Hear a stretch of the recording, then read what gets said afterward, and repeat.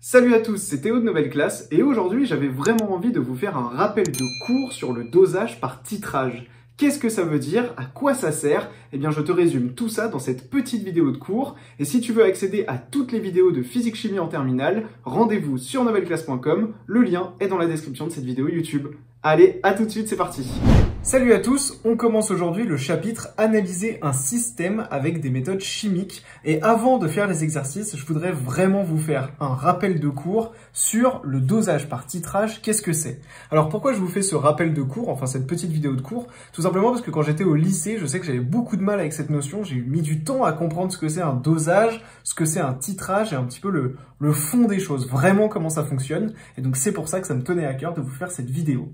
Alors tout d'abord, on va définir le terme dosage. Un dosage, c'est une détermination expérimentale de la quantité de matière ou de la concentration d'une espèce chimique. Faire un dosage, c'est déterminer par l'expérience soit la quantité de matière, soit la concentration d'une espèce chimique. On va le noter. Ok, ça c'est un dosage. Et pour cela, pour déterminer cette quantité de matière ou cette concentration, la méthode qu'on va utiliser, la technique, c'est un titrage. Le titrage, c'est tout simplement une réaction entre deux réactifs.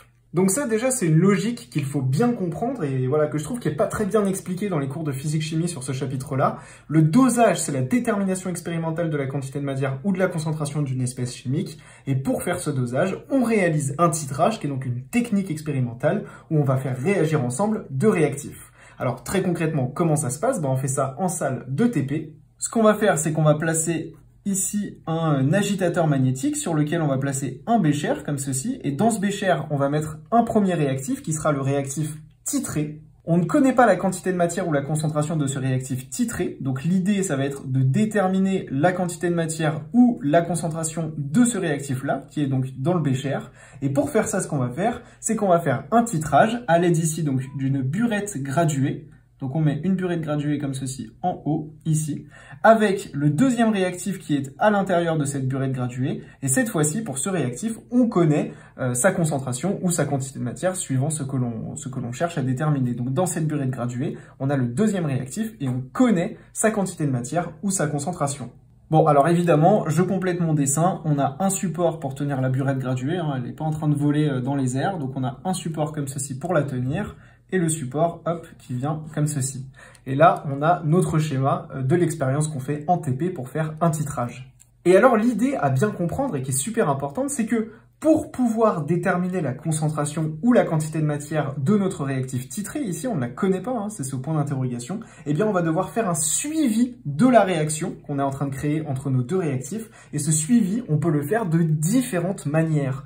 On peut le faire par pH, donc on fait un suivi pH métrique, ou on peut le faire avec la conductimétrie tout simplement de la solution. Et donc c'est un titrage par conductimétrie. Donc dans le cas du pH par exemple, on va utiliser tout simplement une petite machine qu'on appelle un pH mètre, comme ceci, et on va venir tremper tout simplement le capteur du pH mètre, hop, ici directement dans le bécher, pour avoir une mesure du pH au cours du temps. Alors si on se concentre sur cet exemple du titrage pH métrique, en quoi est-ce que ce titrage pH métrique nous permet de déterminer la concentration ou la quantité de matière du réactif titré? On va tracer un repère avec, dans le cadre, en tout cas du suivi ici pH métrique, en ordonnée le pH. En abscisse, on va tout simplement noter le volume versé en millilitres, sachant que le volume versé en millilitres, c'est donc le volume de réactif titrant qui a été versé dans le réactif titré.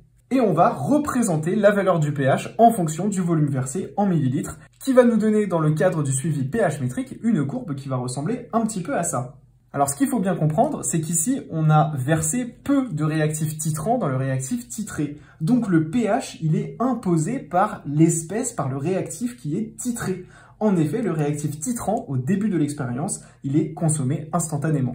En revanche, à la fin de notre expérience, on a versé énormément de réactifs titrants dans le réactif titré. Donc ici, le pH, il est imposé par l'espèce titrante. Et on voit quelque chose de très intéressant, c'est que entre les deux ici, on a vraiment une augmentation brutale de la courbe. C'est d'ailleurs ce qu'on appelle le saut de pH. Et au milieu de ce saut de pH, on peut trouver ici ce qu'on appelle le point d'équivalence. Le point d'équivalence, il a donc une certaine abscisse qui correspond à un certain volume qu'on appelle le volume d'équivalence. Et c'est une info qui est méga importante, ce volume d'équivalence, car on sait que quand on est au point d'équivalence, eh bien à cet instant précis, les deux réactifs sont introduits dans les proportions stoichiométriques. Et ça, c'est une notion super importante puisque c'est grâce à cette information et en faisant quelques calculs, comme on le verra dans les vidéos d'exercice, dans la vidéo d'exercice sur ce chapitre, eh bien c'est grâce à cette information que l'on peut déterminer la quantité de matière ou la concentration du réactif titré. Donc il faut bien comprendre qu'un dosage, c'est une expérience, une détermination expérimentale de la quantité de matière ou de la concentration d'une espèce chimique, que pour la déterminer, on va faire ce qu'on appelle un titrage, qui peut être de différents types, un suivi pH métrique, un suivi conductimétrique, et que grâce à la courbe ici qu'on va représenter, donc dans le cadre du titrage par suivi pH métrique, on représente le pH en fonction du volume versé, et bien on va pouvoir trouver un point d'équivalence qui est une information capitale pour pouvoir déterminer la quantité de matière ou la concentration du réactif qui est ici, qu'on appelle le réactif titré. Donc voilà, ça c'était vraiment ce que je voulais faire. Ça fait super longtemps que je veux faire cette vidéo parce que je trouve que c'est pas très clair. Donc j'espère que c'est bien clair pour vous ce qu'est un dosage par titrage. J'espère que les mots maintenant sont moins compliqués et on se retrouve tout de suite dans la vidéo suivante où on fait un gros exercice corrigé sur ces notions. À tout de suite. Mes nouvelles, cette vidéo est terminée. Si vous l'avez regardée sur YouTube, n'oubliez pas de vous abonner à ma chaîne YouTube et rendez-vous sur novelleclasse.com, il y a un lien dans la description pour accéder à des dizaines de vidéos comme celle-ci. Je vous dis à tout de suite sur novelleclasse.com. Ciao!